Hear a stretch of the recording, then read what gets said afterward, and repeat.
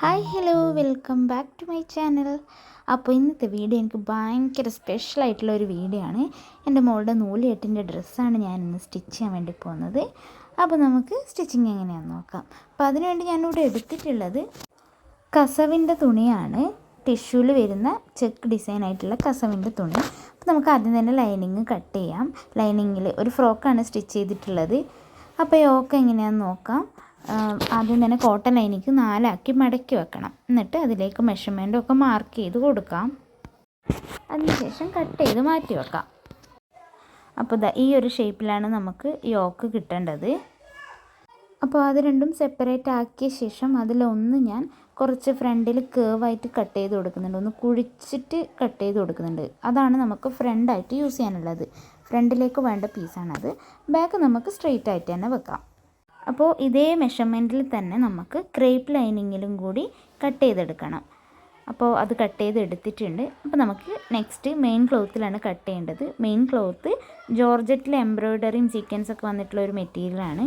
അപ്പോൾ അതിലേക്കും നമുക്ക് ഇതേ മെഷർമെൻറ്റിൽ കട്ട് ചെയ്തെടുക്കാം. അപ്പോൾ നെക്സ്റ്റ് നമുക്ക് സ്കേർട്ടിൻ്റെ ലൈനിങ് ആണ് കട്ട് ചെയ്യേണ്ടത്. അപ്പോൾ അതിന് നമുക്ക് ലെങ്ത്ത് ഞാൻ 10 ഇഞ്ചാണ് എടുത്തിട്ടുള്ളത്. വിഡ്ത്ത് നമുക്ക് മാക്സിമം എത്ര കിട്ടുന്നത് വെച്ചാൽ അത്രയും എടുക്കാം.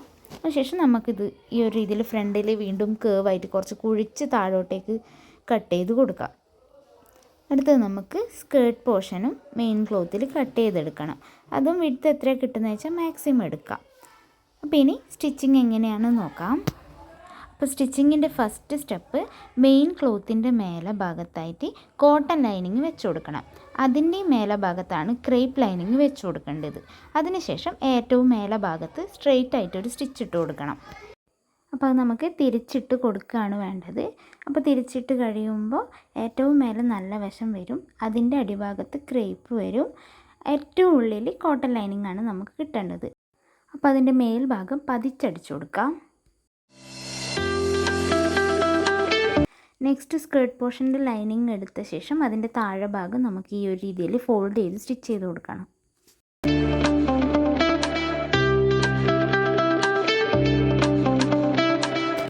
അതിനുശേഷം ലൈനിങ്ങും മെയിൻ ക്ലോത്തും അതായത് ടിഷ്യൂ മെറ്റീരിയലും കൂടി ഒരുമിച്ച് വെച്ച് മേലെ ഭാഗത്ത് സ്ട്രെയിറ്റ് ആയിട്ട് സ്റ്റിച്ച് ചെയ്ത് കൊടുക്കാം.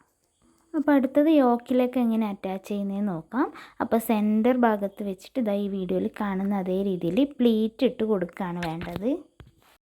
അപ്പോൾ നല്ല വശങ്ങൾ തമ്മിൽ വെച്ചിട്ട് പ്ലീറ്റ് ഇട്ട് കൊടുക്കാം.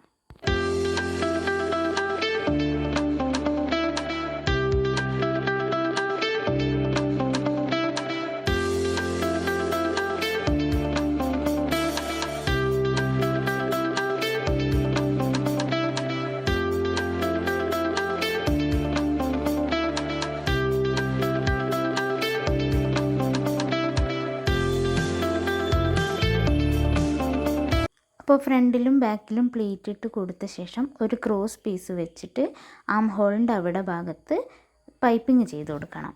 അങ്ങനെ ഫ്രണ്ടിൻ്റെ 2 സൈഡിലും ബാക്കിൻ്റെ 2 സൈഡിലും പൈപ്പിംഗ് വെച്ച് കൊടുക്കാം.